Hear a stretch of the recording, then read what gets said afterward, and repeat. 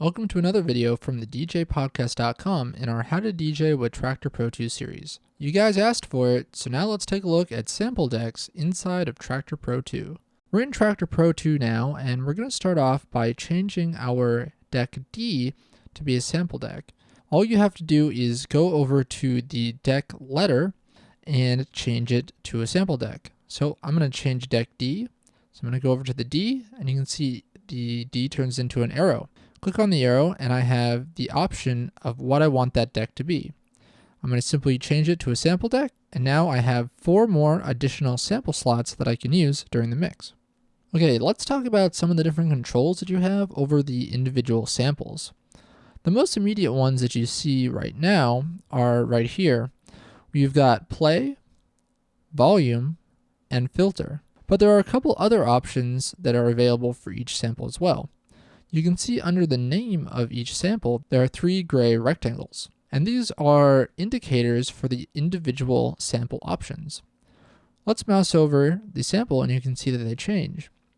So there's a couple different things here. The note is a pitch lock, and it works just the same way as pitch lock for a track would work. Next we have effects, and that allows you to turn on the effects for each individual sample.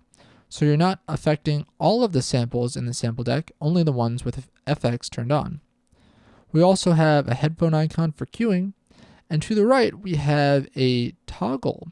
This will actually change between a one-shot and a loop. We also have a mute button, so you can easily mute or unmute your samples while you're playing them. Okay, so now let's take a deeper look at some of the controls that we have inside of our sample deck. We're going to be focusing on this house 1 percussion loop. To start off the sample, we're going to press the play button. And of course, we have volume. Pretty self-explanatory. We also have a filter. Now this will act like any of the other filters inside of Traktor Pro 2. If you go to the left, it'll be a low pass filter. If you go to the right, it'll be a high pass filter. Let's turn it on. See here we have a high pass and a low pass. Simply double click to reset it and then turn it off. We also can do an effect on this particular sample.